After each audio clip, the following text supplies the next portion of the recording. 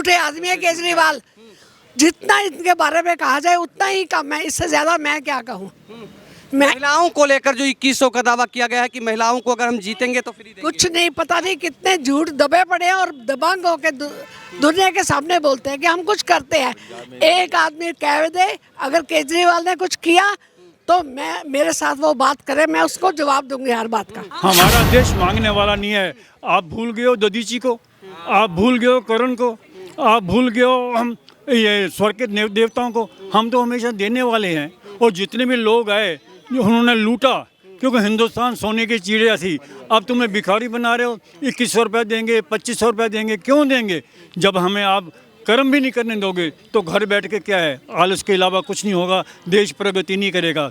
जब हर आदमी काम करेगा तो काम के हिसाब से उसको बांटोगे पैसा तो देश तरक्की करेगा, वैसे देश तरक्की नहीं कर सकता। और नए वायदे कैसे पूरा करेंगे? तो ये बहुत इनके ऊपर विश्वास करना बहुत गलत है। और विश्वास करके अपने पैरों पे कुठानी मारना है। बिजली पानी फ्री दे दिया और क्या चाहिए? नहीं, बिजली पानी क्या बात सुनिए। रोज़ जो आप टैंकर मंगवाते हो, अगर परमानेंट सोल्यूशन होगा, इसका मतलब कंप्लेंट रोज़ आती है ना। क्या रोज़ कंप्लेंट चाहोगे? रोज़ उसको हल करोगे? हल एक बार होता है। मोदी जी ने कितने हल निकाल दिए हैं। कभी आपने सोचा था कि बॉर्डर के ऊपर चाइना वाला पीछे हटेगा? चाइना भी हट गया। बुलेट ट्रेन कभी आप लोगों ने सोची थी? अब आपको जहाँ पर भी है, अब कुंभ में आपने क्या सोचा है?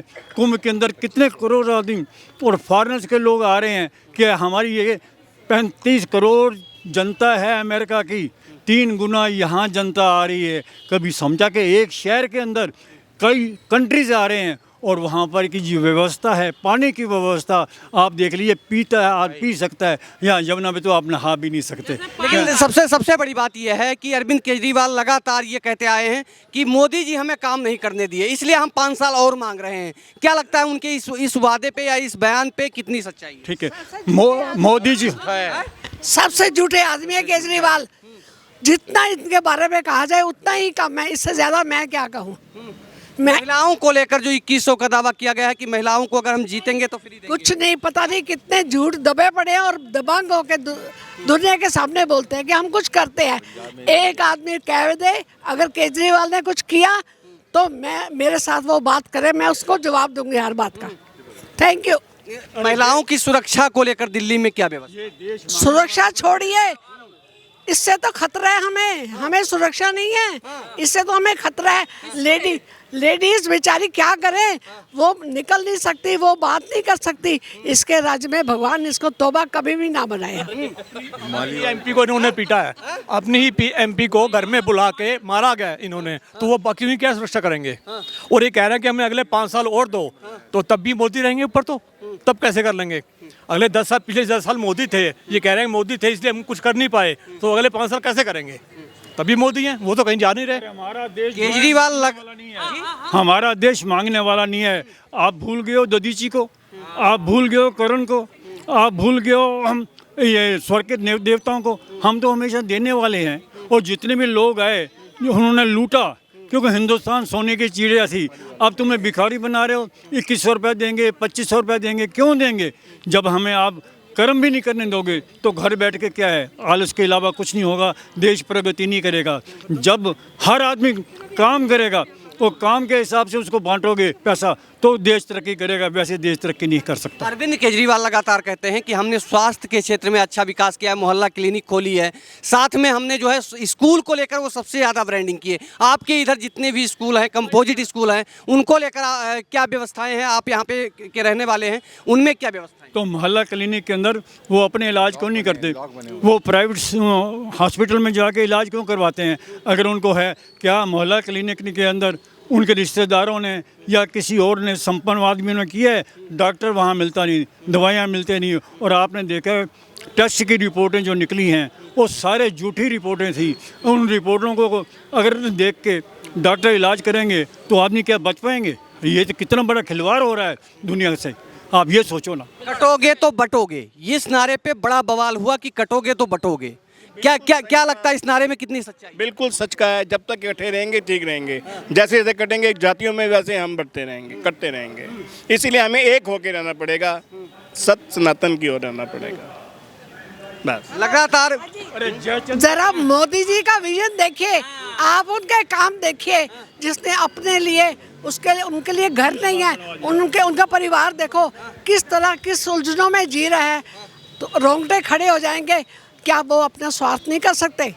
क्या उनमें इतना विजन नहीं है? पर उन्होंने अपना जीवन पूरा इस देश के लिए बलिदान कर लिया है। अगर इस देशवासी आज तक कह रहे हैं आम आदमी की सरकार चाहिए, सूट बूट वालों की सरकार नहीं चाहिए। आपने महिला सुरक्षा की बात की। महिला सुरक्षा में स्वाति माल को अपने घर में बैठ के पिटाई करा दी, तो इससे बड़ी बात क्या हो सकती है महिला सुरक्षा के लिए? घर में बैठवा के अपने मकान के अंदर, तो फिर महिला सुरक्षा कहाँ रहेगी आपकी? बस जय हिंद। हाँ, क्या कह रहे थे सर? इधर आइए, इधर। हाँ, आप जो कह रहे हैं सूट बूट वाली सरकार, ये बताइए आपका prime minister all over world में जानता है, तो क्या आप चाहते हो लंगोट पहन के जाए? अरे भाई वो जाएगा और आपकी शान बनेगी। और यही रीज़न है कि नंबर 1 पे आज वो हो गया है। कोई भी ऐसा आदमी नहीं, युद्ध को रोकने के लिए मोदी को बुलाया जा रहा है। अब सबसे पहले मोदी जी वहाँ जा रहे हैं, नहीं तो 6 महीने तक तो कोई प्रेसिडेंट अपने निकलता ही नहीं है। सबसे पहले उन्होंने मोदी जी को इनवाइट किया है और 2 महीने बाद वो यहाँ पर आ रहे हैं। तो ये स्टेटस किसने दिलवाया है? मोदी जी ने दिलवाया है। मोदी ने जितने काम मुझ के, नंबर 1 पे आप है सोलर एनर्जी, हो कि नहीं हो। उसके पास देखिए आपके बुलेट ट्रेन आई, कभी आपने ये ख्वाब लिया था कि बुलेट ट्रेन का होगा? जितने भी देखिए, इससे पहले कुंभ मेले लगते थे, हमेशा स्टैम्पीड होता था, भगदौड़ होती थी, लोग मरते थे। अब भगवान की दया से कई गुना ज़्यादा हो रहा है और साफ़ पानी मिल रहा है, खाना मिल रहा है, फ्री मिल रहा है, तो ये प्रबंध करना आसान है। कह रहे लगातार ईडी और सीबीआई की धमकी देकर विपक्ष के नेताओं का मुंह बंद करवा रहे हैं मोदी जी। वो नहीं चाहते हैं कि विपक्ष के नेता खुलकर बोले। कह रहे वो ईडी और सीबीआई से धमकाना चाहते हैं। तो ईडी और सीबीआई उसके जब तक उनके पास सबूत नहीं होते वो नहीं किनको अरेस्ट कर सकते।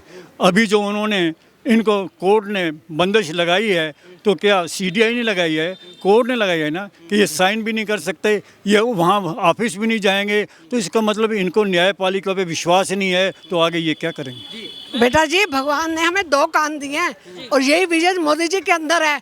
वो सबकी सुनते रहते हैं, पर उनका जो टारगेट है वो उसको हिट करने में लगे हुए हैं।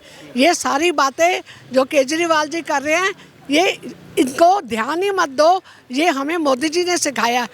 क्योंकि इधर से सुनो उधर से निकाल दो और अपना एजेंडा देखो, हमारा एजेंडा क्या महिला जो है मुख्यमंत्री बना दिया, इससे ज्यादा सम्मान क्या होगा?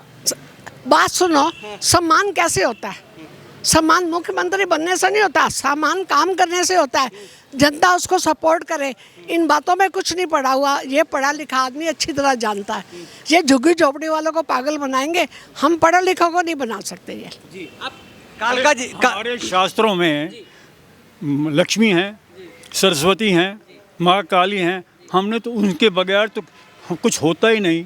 तो आपने एक मंत्री बना दिया, कह दिया हमने ये महिला का। अरे हम तो उन महिलाओं को पूजते आ रहे हैं, बगैर उनकी पूजा किए कुछ होता ही नहीं है। तो इन्होंने क्या कर दिया?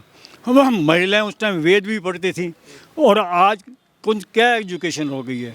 तो ये मत सोचिए कि इन्होंने एक महिला, अच्छा महिला भी वो कहते हैं टेम्परेरी है, खुद कह रहे हैं कि टेम्परेरी है, तो फिर क्या होगा भाई? बहुत बहुत धन्यवाद। बेटा जी, बात छोड़ो इन लोगों की, आप अपना टारगेट सोचो, मोदी जी का विजन पकड़ो। पढ़े लिखे लोग हो या नहीं हो, इन झुग्गी झोपड़ी वालों को समझाओ। केजरीवाल के पढ़े लिखे नेता होने चाहिए। अरे छोड़ो बेटा, छोड़ो ये बातें। अब हम 80 साल पढ़े लिखे सारे होने चाहिए। सबसे बड़ी बात है कि जब तक तुम्हारे पास इनकम नहीं है, तुम खर्चा क्या करोगे? सब कुछ तो फ्री में दे रहा है ये। जब इसके पास इनकम ही नहीं होगी तो डेवलपमेंट क्या करेगा? जिसको जब तुमने काम कर रहे हो, दावे कर रहे हो, हमने ये कर दिया वो कर दिया, तो ये फ्री की स्कीम में क्यों चला रहे हो? हर जगह फ्री, हर जगह फ्री, ये भी फ्री, तो भी फ्री। आतिशी से पूछा गया कि आप मोहल्ला क्लिनिक में कभी गए हो? उसने साफ मना कर दिया, मैं कभी आज तक नहीं गई। तो ये उनका मोहल्ला क्लिनिक है। लोगों को कहते हैं आप जाओ, जहाँ इलाज ही नहीं है, तो उसका क्या फायदा? 25-25 लाख खर्चा। विदुड़ू जी जीतेंगे, ये मैं दावे के साथ कहती हूँ। बीजेपी आएगी और यहाँ कोई सरकार नहीं आने वाली। यहाँ के सबसे बड़े मुद्दे क्या हैं? यहाँ के मुद्दे तो बता दिए। सड़क में ये जो बैठे हुए हैं वेंडर्स, इनके लिए ये सबसे मुश्किल काम है। हम इस एज में निकल नहीं सकते, बच्चों को ले जा नहीं सकते मार्केट, और गुंडागर्दी भी साथ में है, ताकि और औरतों की इज्जत बहुत खतरे में है यहाँ पे। जी बहुत बहुत धन्यवाद। ऐसे ही जनता जनार्दन के बीच में लगातार हम बने हुए हैं, हर एक की राय जानने का प्रयास कर रहे हैं कि इस बार फिर से सत्ता परिवर्तन होगा या नहीं। यह बात दिल्ली की जनता और जनार्दन के हाथों में है। बने रहिए स्वास्तिक सहारा के साथ। जय हिंद।